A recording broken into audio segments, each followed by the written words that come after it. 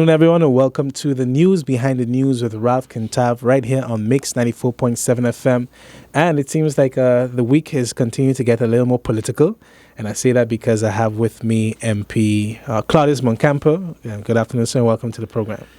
Ralph, thank you very much. It's fine. It's fun to be here. Let me put it that way. I like the show, so it's good to be on these where there are no punches held back and the truth will be told. Okay, I appreciate that. But first off, how have you been doing? And I ask that because, I know that you had COVID a while back. Was it severe or just something very mild? I thank God that I followed science and I took my vaccinations. I had no symptoms. And that's what frightened me, actually, because I have grandchildren. I have a wife. I have children that were all around me. I am in the Lions Club, and we did a lot of activities at schools. I didn't even have a fever. I had nothing. It is because I had to I had to go to Bonaire for the IPCO that I tested the day before travel. And I was told, well, you're in the ending of your recovery stage, but you still have COVID, because I think it goes by points. You have to be above 35 points or something like that. And I was at 30, so they said, well, you're at the end of it, but you still need about a week to cure. So I was, disappointed that I couldn't travel, but more concerned that I didn't even know I had it. Mm-hmm. That was a scary part. Okay, yeah, I can imagine. But at least, as you said, you, yourself, and your family are doing way better. Nobody else got it, so that was the good part of it. Okay, great. So I'd like to get into several topics. But before we get into, I would say, the meat of the matter, it's been a year now that you've been a Member of Parliament. Year and a half. A year and a half, yeah, sorry. Time flying, but a year and a half. How has that been? What would you say is your review looking back at, the last year plus? Twofold. We started off very strong. We tackled, if you can remember, when we got in, the most dangerous or most time-consuming was the so-called draft criminal procedure, because that was tied to the CFTA laws that we would be black marketed and no credit card and a lot of blah, blah, blah, blah, blah. And eventually, thank God, to a few of us, MP Bryson, myself, MP Peterson, we said, no. We want to know what was really given to the committee, what was given to the secretariat, what did they say? Mm-hmm. MP Samuel was also that time with us, minister today, but we started asking the questions that seemingly no one wanted to ask. And we said, can we get a comparison document? No, that was impossible. We said, yes, it is, because if I take the both documents and put them on Google, I will easily see the difference in the documents. So we started with that, and which ended up eventually that we were cleared. We had already cleared all hurdles, just we never sent the information to the Secretariat in Trinidad.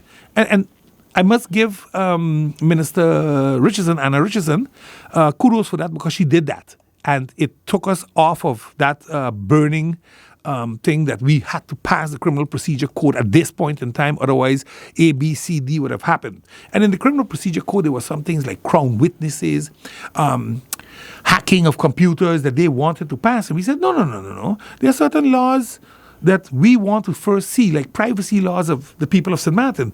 The privacy laws in Holland are totally different to the ones by us. Yet you want to apply the same type of policing that you do in Holland, where they are protected, but we are not going to be protected.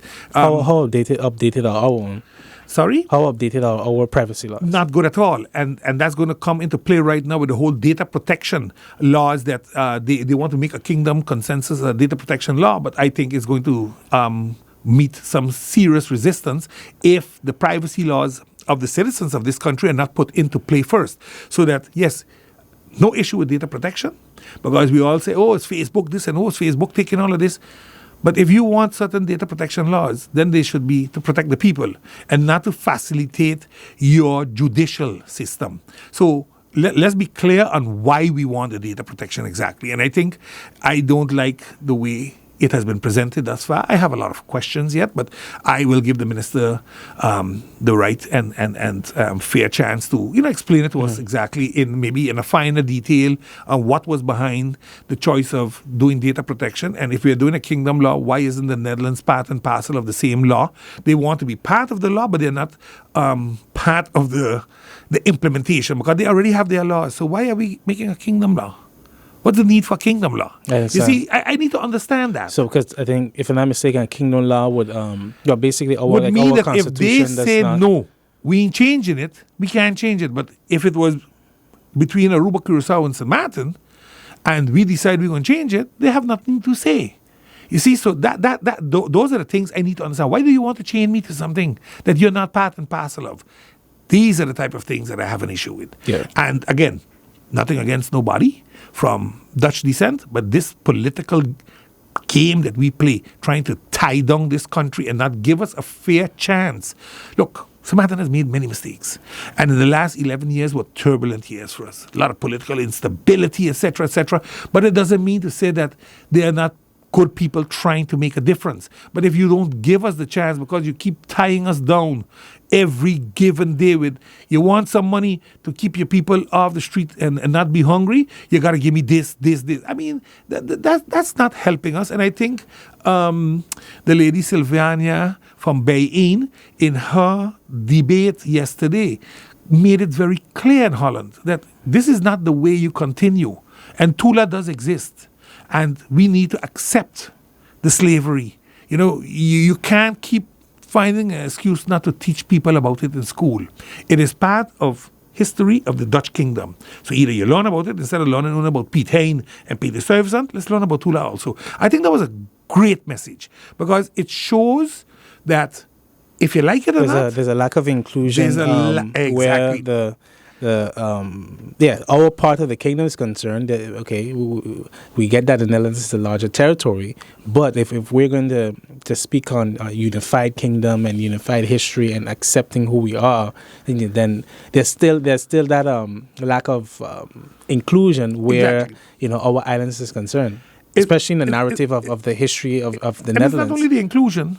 Is the equality part. Yeah. Because we don't consider each other equal. And that's in my opinion still a big issue. But like I said, there are a lot of things that, when we talk about what happened the last 11 years, for me, we are dealing with that on a daily basis. I have a question on that. What was your personal stance? That's going back years during the referendum, and to know, were you always of the opinion that St. Martin should seek the route of independence, or was this status something that would have been more desirous? No, I think the ultimate route of anybody is to be an independent country, but you got to be realistic with what independence means. Is it financial independence that we want? Is it judicial independence that we want? Or do we want an outright independence? Because can we defend our nation in the world, in the hostile world of today?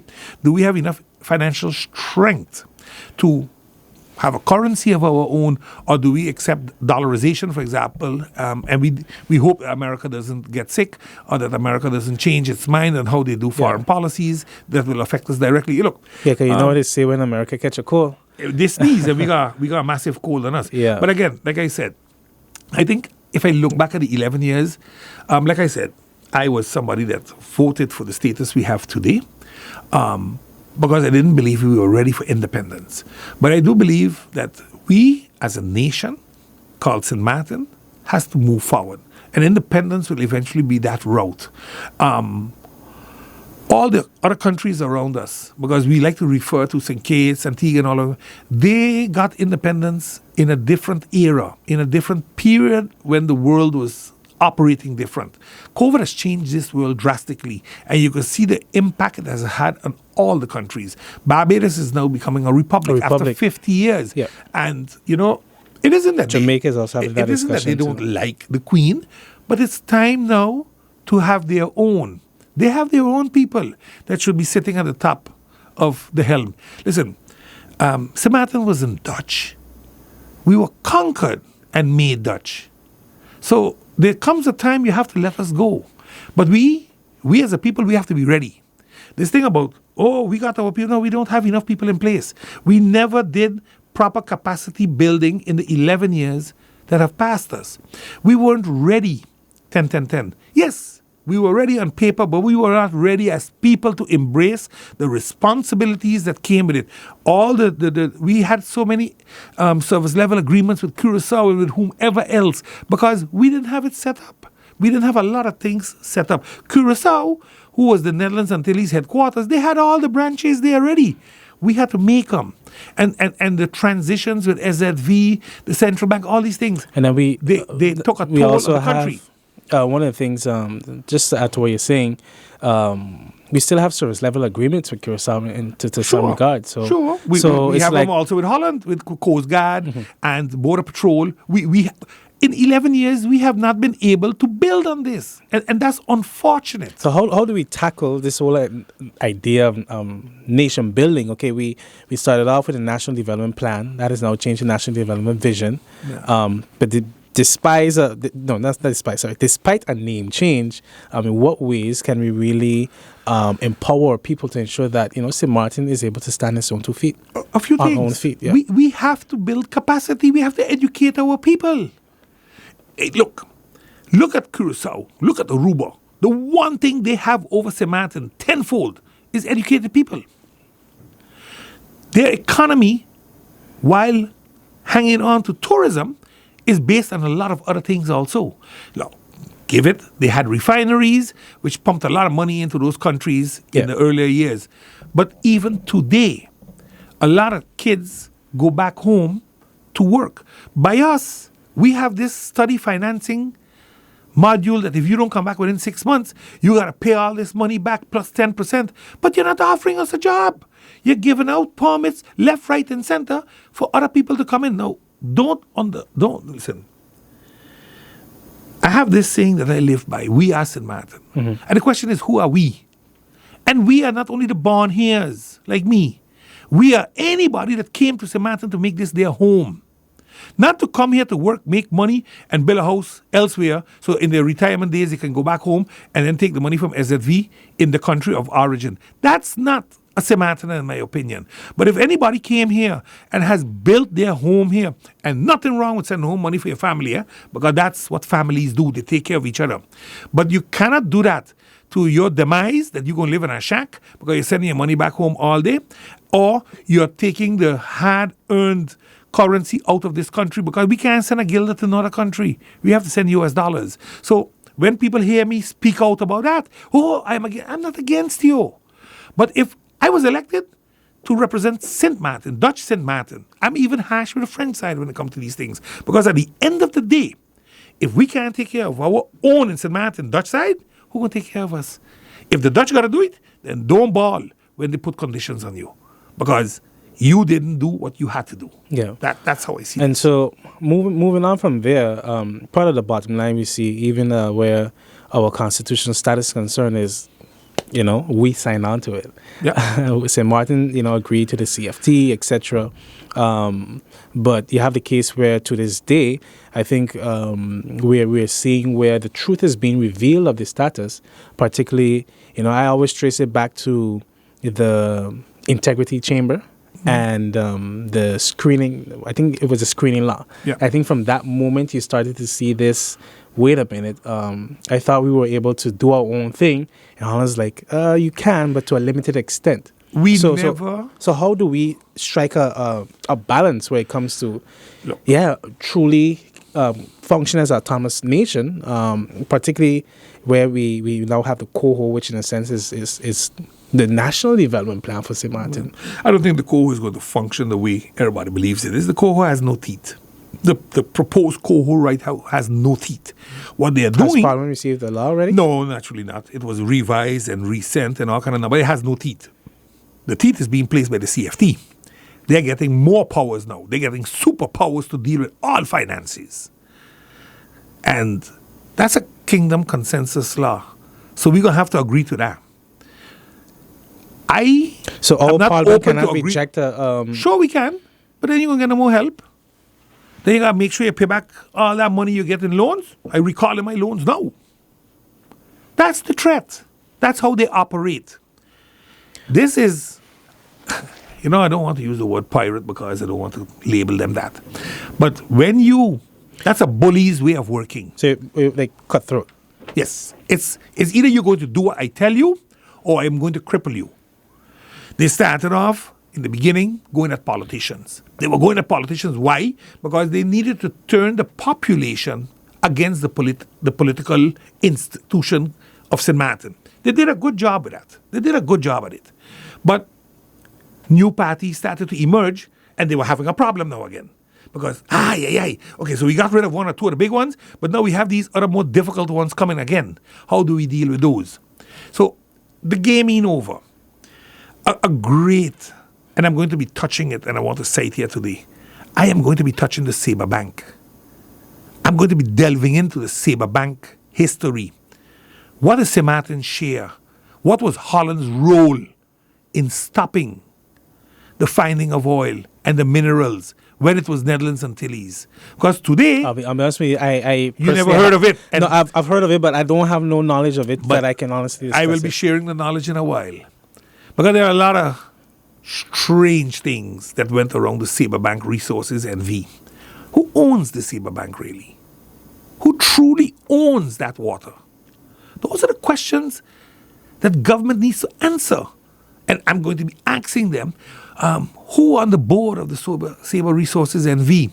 Who are the players? Well, what really happened to that whole? Because that's 2,200 square kilometers of water out there. We can't fish on it, or can we fish on it? Can we give licenses for our fishermen to fish on it? What is it exactly? So again, I have nothing bad to say about what we signed up for. We signed up for it. We're going to have to live up to our responsibilities. And CFT is one of those issues because they lock you down from every angle. They don't allow you to exploit, to make something of your country. I think the Minister of Finance is trying his best to stay afloat. But they're not giving him a chance. Every minute he went for a bond, they shot him down. For what? He was not doing nothing illegal. They created a loophole. He used it. And they were upset. Wasn't the issue there that it wouldn't have been sustainable? Who said so? The CFT and exactly. To my knowledge, some of the local banks didn't. You know what's funny? The local banks here, or the local bank here, that was going to buy into it. Oh no, it's this and it's this. But guess what? His mother company in Curacao, MCB, bought into it though. They had put up 15 million, but here he couldn't do it. Why? That's when you're not there for the country. That's when you shouldn't be managing a bank in this country because you don't have the country at heart. And that's a problem for me. When the pension fund who had given the green light to do it suddenly changes its mind. Look at who the chairman of the board was. See why they changed their mind. You see, these are the critical questions that sometimes we have to ask. It was illegal. It wasn't illegal. Because if it was illegal, the central bank wouldn't have done it. They wouldn't have floated a bond. And the central bank did their research. There was enough appetite to float the bond.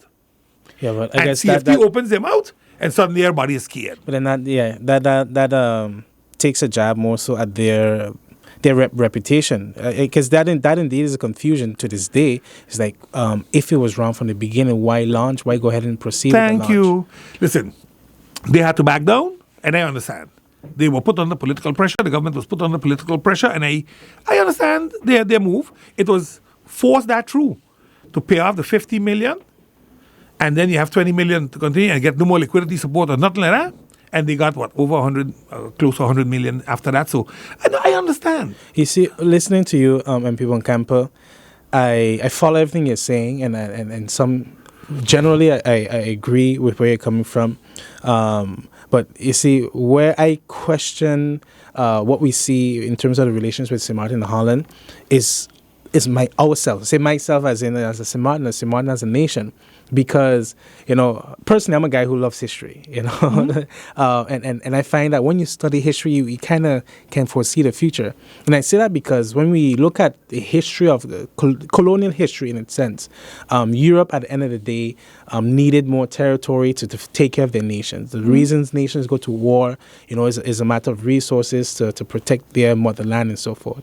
And so I find like in our approach to our constitution, to this new status, this country status, it in the latter years particularly was really rushed without considering the fact that, hey, here you are dealing with a country with centuries of experience, when it comes to negotiations, protecting their own, and literally warfare, strategizing and so forth.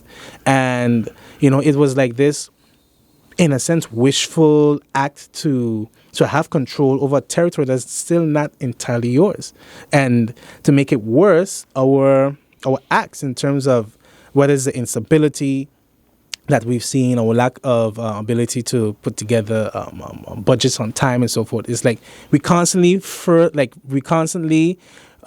push the red carpet closer to Europe. So that it's like, hey, you guys are entirely welcome to come to St. Martin and help us govern, because frankly, we haven't been doing a good job. I think you hit the nail on the head. The question is, who are we? Who is the we that is inviting them down here? That's the real question to be answered. Because when you ask it to a politician, oh no, they're meddling and oh, they're this. But let's be honest. 2017, Hurricane Irma struck. What did the Dutch do? They dangled 500 and something million euros. Yeah. And what did we do? We threw down the government. Yeah, that would have been a perfect moment to actually stand as a united front. To stand and say, absolutely not. But we wanted to shine. And this is the problem with politicians. We refuse to make the personal sacrifices needed to ensure that the country moves forward. Listen, I joined politics and I said, one term. You know why? I don't need your vote to come back. So I'm going to do what needs to be done in this country. People are telling me, oh, you can't do that, please. You got to consider. I said, that's what I campaigned on. One term. I'm going to do what I got to do in this country, and I'm going to leave my mark behind, because I'm going to mash up what needs to be mashed up. You said one term if you were given the opportunity to govern, or as a parliamentarian? As a parliamentarian, I wanted to make a change. You don't see yourself going back? I don't know. To be honest with you, if I think on that right now, that would be that you start to self-preserve yourself, and you're going to vote against certain things, and you're going to do certain things because people get upset with you and you can't get re-elected. I don't believe in that nonsense. It's for me an honor to serve my country, and I will do the best I can in the term that was given to me. And if after that I might go back, that will be determined months before my term comes to an end, and not 2 years before. So on that note, I would like to get into the fact that you're still in Parliament. What is part of USP's legislative agenda? What are some? I know particularly you've mentioned recreational use of marijuana. What else do you guys have? I think that's just one thing. Cannabis, the legalization that we were looking for cannabis is because it's an economic stimulant and it brings a different pillar of economy to the country. But animal cruelty and the ban on dolphinarium, that's something that I'm working on right now, and I hope to have that law in Parliament very soon for discussion. Same thing, I am working hand in hand also with the ministry on the breathalyzer. Where Justice? Yes. Okay. Where people can I'm bringing the proposal, but I already spoke to the Ministry of Justice, the police, and all of the needed ones. So we're going to bring that proposal where we can use the breathalyzer now as a formal manner of testing people that are under the influence of alcohol and substance. So that's what we're working on. But you have heard me speak very often of tax reform, senior alleviation for seniors, particularly when it comes to paying taxes on their pension. And it is a matter of, okay, where do you pull the line? How much it costs is right now about 2 million guilders per year loss in revenue if we tax seniors on their pension.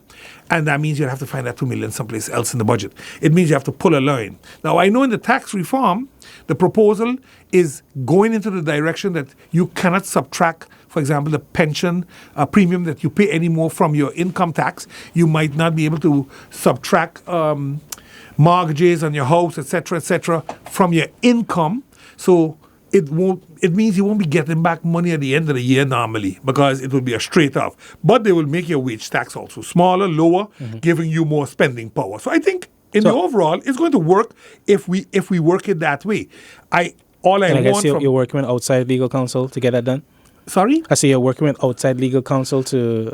yes. I know that is kind of issue with Parliament, that you guys don't have legislative We don't lawyers. have enough legislation, but I have made my feelings very known to the Minister of Finance.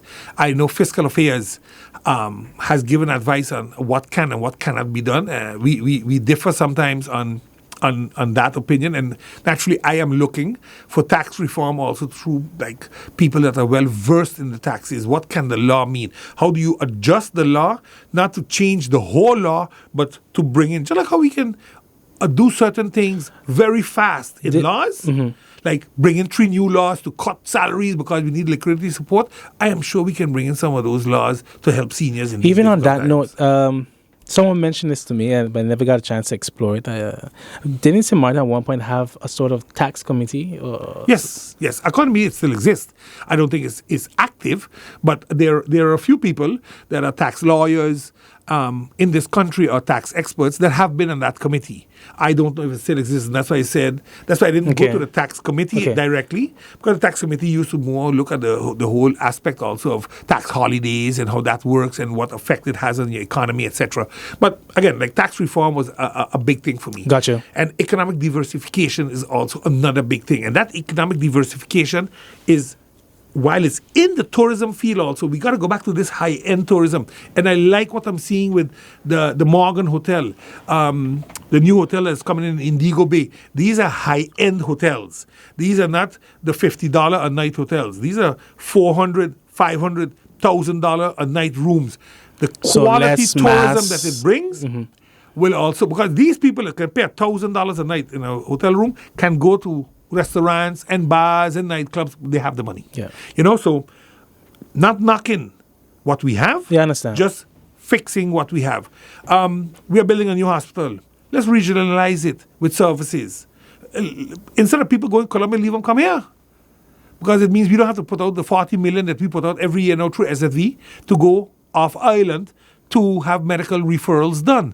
But that goes back to the people, and even in the two things you mentioned in terms of hospitality and healthcare is the fact that boils down to people empowerment. Yes. Because the goal is not just to have the institutions, the buildings, but I told you your people. The first thing I told you was capacity building. Yeah, and that's where I want to go with education. Why can't we have a hotel school here? That's our industry. 85% of the economy turns around tourism. Yet we have no place for people to get a proper hospitality education. But that was, I guess, that was the intent of USM, right? And we do have NEPA and stuff that offer USM hospitality courses. I keep telling people, I am baffled that we give students that go to America $15,000 and those that go to USM $1,000. No, guilders. $15,000 when you go to the US. When you go here, you get a few $100,000, a few guilders. And I'm saying, why not? Listen, a lot of those kids that go to USM or NEPA, because NEPA is another one that I want to talk about, they don't have enough to not go to work. They have to work to maintain themselves. When you get money from Holland for Duo, it is because you can pay an apartment and maintain yourself. You can eat. But if you're getting enough to just pay the tuition at USM and you're living home with your mother and father, you're going to have to bring something home on the table too. So that means those people got to go to work. That means your education is going to take a beating. And I'm saying, why? We have a lot of single mothers, standalone mothers. Find a way to help these people that in their scholarship, you can build in maybe monies for a crash so that mother feels okay knowing the child is being taken care of by a professional and can go to school normally. Listen, there are enough things that we can do, because what it does is it turns the money into your own economy. So what you're saying essentially, but it also gives your people that security. Naturally. But we're gonna take a quick break and we'll be right back. Continue on that topic. Fair enough. Welcome back, listeners. This is the News Behind the News, and I'm joined with MP Claudius Buncamper from the United Samoan People's Party. And we last left off on quite an interesting note, speaking on education. But that question, that response or engagement came from a question I asked you about, what is part of USP's legislative agenda? Yeah. So how is that going in terms of also, do you really see, because I know the process of initiating a law itself is long. It's difficult. So what do you see realistically being done? I think the aspects of the breathalyzer, the animal cruelty, the tax reform, I see those three for sure. I even see part of the education being done because it's part of the country packages, just like the tax reform. So I think that's going to work. Where I am missing, I think the new hospital with the building, that will bring the medical tourism. So I feel comfortable there. But things that I'm still missing, for example, is agriculture development and fisheries. And that's what I was telling you about the Sabre Bank, because that's where I want to go and look. How can I empower Samoans? We buy maybe 2 fishing trolleys, 3 fishing trolleys, put them under an NV that is subsidized through the micromanagement, that $35 million sitting there. Do something with that. But you mentioned agriculture, and agriculture has become the new poster child, let's Inconvenience. say, such as it used to be like the 6 months contract, but now it's agriculture, particularly because difficulties with COVID. We see people who went on planting sprees, and now the rising costs in food because of the shipping situation. But again, realistically, what can be done? How can we address this situation? Agriculture, not too difficult. I think we need to really see who our partners in agriculture are. And while there's money available in the Netherlands to deal with agriculture development in this country, they want a plan made. Now, maybe we should talk to the University of Wageningen to get such a plan made with us. But we have to take people like Denisio Wyatt, Jocelyn Richardson, Bushman, Shola, get them together in a room with these people, make a plan, because they're all gardeners. They're not real farmers because they don't have the land to really farm. But guess what? But they produce amazing work. I love when I go to the markets and I see what they can do. Yeah. I picture off, they would say, in Dutch. But it's not, you can't sustain the nation with it right now. So we need to also, because of the shortage in land that we have, I question the minister on Emilia Wilson. Why don't we take back a piece of land and use it for agriculture? They're not doing nothing with it. They're not even paying the canon. They don't have the money to pay it. So why are we not taking back some land and give it to the people?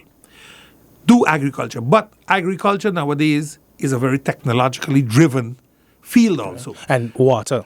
So I'll come into that. Okay. So all right.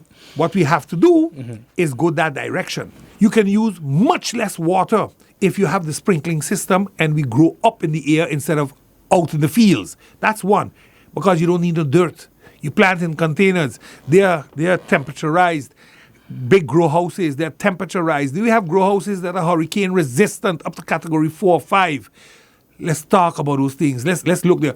SZV. I'm having discussions with them because SZV, you're promoting health, but to promote health, you need to promote healthy food. Healthy food means vegetables, greeneries, fruits. So are you willing to invest in agriculture then to make sure? A little side note there is one of the things that has become apparent recently as well, where health is concerned specifically, is a lot of the natural health stores, they are being barred from selling certain products, prevented from carrying certain products. And I do get that. We have regulations where inspections and stuff are concerned, but even that is something to consider because we also have our natural but cultural historic way of addressing health concerns. Yeah. So I'm just adding that to what you're saying. I think that piece of narrative that you brought there has a different story to it. I don't want to touch that story right now because then we go off track totally. But for me, it is this: healthy eating brings health to the population and drops the cost of medication for people. So if you can save millions by using generic drugs instead of the name brand, I think they said it could save 6 million a year. Yeah, quite a substantial. Let's take that 6 million for the first 2 years and dump it into agriculture. 12 million guilders going to take this country very far. A lot of good containers, a lot of people can get jobs, and we're going to be able to be taking out the lettuce, the kale, the carrots, the tomatoes, the peas, whatever we want. Look, you can't create a food chain that will be self-sufficient and sustainable within 2 years, but you can within 10 years. So if we also join the partners we need to join, the OACS, the CARICOM, start dealing with those people. Those are our neighbors, not America, not Europe. Those are our conquerors, but they're not our neighbors. And I'm saying we need to start dealing with those people because they know what it means to do agriculture in the Caribbean. They know what it means to deal with a hurricane. They know what it means to deal with a drought. To what extent can we, not do business necessarily, but really connect with those other regional bodies? Because you have the same situation going back to what we signed on to. We do know that the Netherlands is part, it has a foreign. No. We can become an observer and an associate member of OCS. We are now part of Part Latino. What Part Latino got to do with us? Thank you. Yeah. Thank you. You said it. Your body language said, oh, God, what? Exactly. So why we can't join there? We pay $30,000 Yeah, but that's what I was about to say, because we pay Part Latino to be a member. Exactly. And I shrug because it's like, we haven't seen a return on that. Listen, you have good knowledge banks there. But again, at the end of the day, I prefer to get my knowledge from St. Kitts, Antigua, Dominica, Grenada, St. Vincent, St. Lucia, because 1, we speak the same language. 2, we have the same environment, small island state, try to fend for yourself, etc., etc. Similar terrain. And like I said, everybody wants to become independent someday, learn from their mistakes. You don't have to carbon copy Barbados, because Barbados had rough times with IMF when their money wasn't worth nothing. Yeah. So when we want carbon Barbados also has a very high literacy rate and so forth. Exactly. Yeah. Thank you. Yeah. And so does Curacao and Aruba. Yeah. And I'm saying, listen, there are a lot of things we need to change, but we need to take, we don't need to take baby steps anymore. We have been there. What we need to do is take decisive steps and say, this is what we're going to do. We know what the consequences are. How are we going to deal with the consequences when they come? And then people will start trusting the institution called government again, because the distrust to the institution remains large. And you can form 100 new political parties, that ain't going to change, because we are not addressing the issue. Telling that you're going to bring a change, every politician has told that to the people when he campaigns. So it doesn't resonate anymore. So on that note, MP, I also have a question based on the fact that there's a main criticism that the community, and I would say rightfully, has with Parliament. And that particularly has to do with MPs, who rarely show up to meetings and make contributions. Now, from my observation, there's three parties, who have MPs that rarely attend meetings or rarely say anything and make contributions. One of them being one of them being your colleagues. How have your party addressed this? Because it still looks bad on the outside. It's like we are paying our MPs, but you don't see a total effort to raise the standard of Parliament, contribute, and so forth. Yeah. 2 things. Every parliamentarian has a responsibility. I live up to mine. I go to work every day. Not because I don't have a meeting week, I don't go to work. I work every day. I go in every Monday of the week, and I leave every Friday. And sometimes I have to put in an extra work on Saturdays if I want to be prepared, because I like to be prepared for meetings. I don't go to meetings to talk without reading for the sake of talking. No, I want to be prepared, because if I am critical, I want to come with some constructive proposals to show, hey, there is another way, there is another possibility, I can't speak for my colleague other than he knows his obligations, and whatever he does, he is the one that has to give that responsibility back to the people. The party has a position on it, but I don't believe I am the one to speak out on behalf of the party. I am the deputy leader politically, but I am not a board member of the party. So I think the board of the party should make their position clear on such. Okay. And even as you mentioned, being a deputy leader, if you decide that you will keep this as your final term, do you still see yourself being politically involved? I believe in loyalty. I truly believe in loyalty. I chose the USP to start my... let me not say start, because I started my political career back in 1994 when I ran with the Democratic Party. Okay. When everything was... that I didn't know. when everything was down and out for the DP because Claude was in jail, I ran on the list as number 4, and I got 66 or 67 votes, to be honest with you. Then that was your first time running? That was my first time ever postulating myself. I never postulated after that because I had misbehaved. They said, I used to curse a lot of bad words, and I did it on stage. I see they didn't do it on Parliament. So, that's okay. No, I am very conscious. Even when I get sometimes a little upset, I watch my language very carefully. But no, I made a conscious choice to run in 2020 after having serious discussions with my family, looking at what the consequences could be for me, and one of them was judicial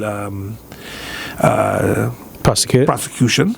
I knew that could happen, but I still chose to continue because, in my opinion, I did nothing wrong, and that will show eventually at the end of the court case. But I think I can bring to the people something that others can't bring. I bring a wealth of experience out of the organization of government where I have seen how things go wrong, and they can be fixed. And, if I decide to continue running, if the party wants me there, I'll be there. If they don't want me there, I won't be there. I have had my discussions with the party about my position as deputy leader, etc. And we'll wait for the time. When the time is right, I will know what to do. Okay, I appreciate that because it does raises questions because it seems like the USP may be down for the count. I can't answer that. Yeah, I understand. But nevertheless, to continue, so we did touch briefly on kingdom relations as far as the consensus laws are concerned. But one of the issues we have, MP, is the fact that, having Parliament agree to having the country, but Parliament by extension, agree to the conditions, do you find that challenges people's trust in Parliament? Because many MPs have expressed that, hey, we were forced to, we didn't necessarily vote our conscience. Would you say, looking back, that was an error or just a means to end? I think the last one that you said, it was a means to an end. Look, did I agree with the 3 laws that were rammed down the throats of the country? Absolutely not. But Ralph, I didn't have a solution to feed the people that didn't have a job and didn't have income to buy food. The country didn't have no money. We didn't have any income coming in. So yes, you can say, well, you know what? I'm going to stand with the people and you all just go hungry. My salary's still there. I'm making my big money. So, but peace to you all. I with you all. I think that's a nonsensical approach. Like I said, I didn't agree with it, but it was the onlyest way out, in my opinion, at that point in time. And I differed with my party severely on that position that I took because the party was against it. And I said, I cannot support. Give me one plausible answer to tell the people of St. Martin, you're going to have to go hungry because we have no other sources to feed you and help you, So that's, I was happy. I will not say that up front I was convinced that the ombudsman would have been able to make it. Because remember, in the beginning, the ombudsman wasn't part and parcel of this law. She was not going to be able to review it. And I was against that. I also said we need to put a time frame to the law. It cannot be an open-ended law. Thank God to the call to make it not anymore an emergency law. That means the ombudsman gets a crack at it. And because of that, because remember, Crusoe and Aruba don't have no ombudsman. So they have no ombudsman. Really? Yes. So we are the only one with a constitutional court that can challenge. They can challenge it. So what happened now is ours was challenged. And that was a break for the country. So it might be reversed. It might be squashed. I don't know. Yeah, but it's I am left sure by it the will not verdict. continue as it is right now in the books. That won't happen for sure, because even the judges them said it cannot be a temporary open-ended law. That says a lot already. And the equality aspect of the law wasn't there. Those things say a lot of things. Because So- even as you mentioned, it being kind of rushed through as an emergency law, I think one of the best examples you see where that has led to, rather global issues is a law that was rushed through after 9/11. You know, when now America and the world as a result realize, you know, that this thing has given the government so much overreach, so much Yep. powers that basically Congress itself cannot even challenge. But, and this is the danger that I say. You see, in our judicial But system, that is why, you know, our legislative body is so important, that you have. you know what the problem is? And this is one of the observations that I took out of the 11 years. We always chose the easy way out. Sign any agreement that the Holland bring, we sign it. Because we didn't want to make that personal sacrifice. We didn't want to make that fight. And again, I think, and I truly in my heart believe and hope that the group of young politicians we have in there, and I'm saying young politicians because 6 or 7 of them never served a term in there, that they're going to make a change. They're standing up more. Some of the older ones are standing with us, and that's good. We have decided enough is enough. And if the older ones don't want to make the change, so be it. Then the younger ones are going to have to group together, young in political experience, varying naturally in age, because I am young in political experience in Parliament, but I've been in politics for over 25 years. I've seen the good, the bad, the ugly, and the very ugly. You know, so in that sense, I believe we can seriously make a change moving forward. You know, so I really hope that we do that, to be honest with you. Okay, so even on that note of future development, change on St. Martin, one of the main changes we see, and this is something I know that you can definitely touch on, is the change, the infrastructural change, you know, the physical change of the island. We know that we have quite some housing challenges, which have led to the recent Parliament meeting, for example, where the issue of long lease land is concerned and so forth. But what can you share, you know, given your years of experience in Romy, on the ways in which we can sustainably build, you know, St. Martin for the future? Look, I think we have a few critical issues. One, zoning. We have played with preparatory resolutions for the past 15 years. Everything is a preparatory resolution. After 2 years, it's gone again. No government truly wanted to pass the zoning laws. They didn't want to, because it would mean that they limit themselves to what they're allowed to give off on permits and to whom and where. I mean, we give away the beaches. How is it possible that we have to be in courts because our law states that the beaches can belong to us? And in the Netherlands and Antilles, the beaches used to belong to us. So in 10, when we changed, somebody moved the word belong to can belong. And I asked myself, are we serious with each other? We can't be, in my opinion, because that means there was an intent to do something. That's one. We have a Romy ordinance that I worked on myself since 2011, 2012 with the city of Amsterdam. They brought down professionals here. They helped us lay out all of these things. Up until today, Ralph, 9 years later, it can't reach Parliament. Really? It cannot reach Parliament up until today. Is That it? also includes new building ordinances, zoning, garbage, sewage, how it's handled, etc., etc. All of these things are in this ordinance. But you see, what you're saying goes back to what I said about that red carpet. It's like, It's not a red carpet. no, It's a I mean, sacrifice. They don't want what I mean make is our lack of, you know, because our lack of decision making and executing. It's not only decision making. If you make the decision, look at what they just did And executing. with the labor laws. You see, we can pass a labor law from 2019. But it was a watered down agreement of 2016 that I am going to challenge on the floor of Parliament now. Because the 6 months contract was not addressed. With all the big mouths some of them have there in Parliament. Oh, we were there. So how could it have passed in 2019. Yes, we get some more paternity leave for the females and males. And after 2 contracts, you become permanent. But you didn't touch the 6 months contract. Why? Why is that? Because big business interest prevents politicians from doing this. Because that personal sacrifice, we refuse to make it. That's my issue. Yeah. And you understand why I keep talking about personal sacrifice? Because you have to make it. You have to tell your partner, can't fly this time around. Yeah, but and that is where that discussion of leadership is concerned, because at the end of the day, one of the things of leadership is sacrifice. That's kind of essential. It goes hand in hand. So what pressure or not, that backbone has to be strengthened. Again, and it will only be strengthened when you are determined that you don't need somebody's vote to win the next election.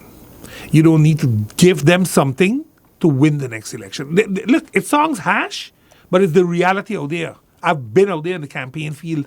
I know how it feels when you see people that you work. I have a friend of mine, I consider him a friend. This partner, and I won't mention his name, he campaigned for me, for my wife actually. She was running. And he said, I got 17 fellas in a neighborhood. Every day he was with these guys. Every day, Ralph. Election day come. The man called me, basically in tears. He said, the boys jump in a bus, go and come back, tell me they can't help me out. And I said, that's the reality we live in. And as long as that's how we want to move forward, then yes, a red carpet isn't reaching there, it is there. And that's what they use continuously to make the population believe that everybody is that way. So it isn't 1 or 2 rotten apples, no, the whole bunch is rotten. And that's unfair. But I think with the last elections in Holland and with the change of the new breed coming in, I think we stand a chance to come to some decent agreements with the kingdom partners. Okay, so I'd like to, in the interest of time, looks like we may have time maybe for 2 more questions. The first one being, what is the way forward? And I ask that because, to my knowledge, memory, during the lockdown especially, we had discussions of economic work groups being put together, and then we were working on an economic plan. But what it seems like is still lacking is that plan, that way forward for development of St. Martin. We often heard the topic of diversification of our economy, and also being in the digital age. But once shops and then the country was able to open back up, it was like, we got back our tourists, so let's just wait a while till something else. You're hitting the nail on the head. We always choose the easy way out. We don't. The Minister of Tiat, Mrs. De Weaver, when she was minister, she presented a 57-page, I believe it was, diversification and moving forward with the economy, the way forward. She even had the taxation of transactions, transaction tax. And these things are being shut down by the entities because they don't believe in it. And I'm saying, why? What we have ain't working. And that's the advice you keep giving me. Do this. No, it ain't working. It hasn't worked for 11 years. So let's try something different. I think we need to broaden the scope of how we want to work moving forward. We got to use the young professionals that going to school, coming back home, want to make a contribution. Look, you're not the CEO of a company overnight. You build yourself in there. But give them a chance to walk along. We're not doing that. We tell them, no job, but you got to pay this. No, give them a chance. We send them away. We paid for them. Now put them to work, because that's our people. Our way forward is we got to use our capacity to build this country. And if we don't do that, Ralph, we are going to remain where we are. We're not going to go forward. Just going to get a bunch of other talkers coming down the road, and we're going to continue. And that's my goal. Like I said, 1 term. So I can kick down the doors that I need to kick down and don't have any fear, you won't be elected. That's okay with me. That's not my plan to be re-elected. My plan is to get it done now. And at least give those that come after me a fair chance to take this country to a higher height. Because that's what we have to do eventually if we ever want to aspire becoming independent. Okay, understood. Yeah, so basically, at the end, you're saying that the reason why specifically, you're making use of your tenure as MP is to get work done that just hasn't been done over the years. Ralph, I'll say it again. We are St. Martin. We, together here, we are St. Martin. And all the others that want to make this country their home, their forever home. If we all make use of each other instead of tearing down each other every time, because the crab in the bucket mentality, this country has untapped potential. Untapped. But we must agree to move forward together. We have to include, not exclude people. And the belief has always been that the elite group got everything and the others never had anything. And I always say, that's wishful thinking. You can't steal or take from the rich to feed the poor because the money will end. The rich remain rich because they continuously invest. Money goes where money is, they say. But what I'm saying is, we have a place like NEPA. We make plumbers, electricians. How come they don't own the companies? How come we need to bring in a foreigner to own an electric plumbing company? What is wrong with us owning it and giving them a job instead of they giving me a job in my own country? We got to take over leadership positions in all walks of life, not only in some. Look at our sports. Look at our culture. We don't invest in it, and we wonder why we can't get major leaguers. Look at Curacao. Look at Aruba. How come they got him? We are all from the same. We cut from the same cloth. We were Netherlands and Tilly's together for 50 years, but yet we can't get major leaguers. Thankfully, I think we have at least one. One out of Holland. He came through Holland because he was playing ball in Holland. No, there's one more. Now we move over. Yes, we have one young fellow went over. Yeah, he but was the a boy former Richardson. classmate of mine. Franklin Van Gurup. He's a part of the MLB. Okay. Yeah. That is, for me, but I get what great you're saying. news. Yeah. Great news. We could have more. Listen, when you look at a girl like Natori Illich, when you look at Nicole the Weaver, we should have by now had a state-of-the-art performance center. Yeah. And that's but we only blah, blah, blah, blah, blah about it, but we don't put our money where it should be put. We go and do all kind of crazy things in this country, and yes, then the Dutch gets our attention. But if we build a state-of-the-art center like that, we're going to build a beautiful Chamber of Commerce building. There's some nice land, stay over beside it. Minister, listen carefully. Build a good state-of-the-art center there. Because you got parking, you got everything. And then the people of this country can be proud of the products that we take out. We have musicians here with untapped potential. With my wife, when we had the Sky is the Limit Foundation, we dumped tens, if not hundreds of thousands, only in music, trying to bring it someplace. Judo, all of those things we used to do. Why? Because it is something that people just don't look at. And I'm saying, at the end of the day, why do we do this? Yeah. Why not work in areas? It cannot be a forgotten part. Culture is not forgotten. Heritage is not forgotten. Education cannot be forgotten, and sports cannot be forgotten. It is a part of your social upbringing. And if you want to take that all out, then you cannot be talking about a people. You're talking about an instrument, a robot that only does certain things. And I think we as St. Martin need to change that. We really, really need to change that.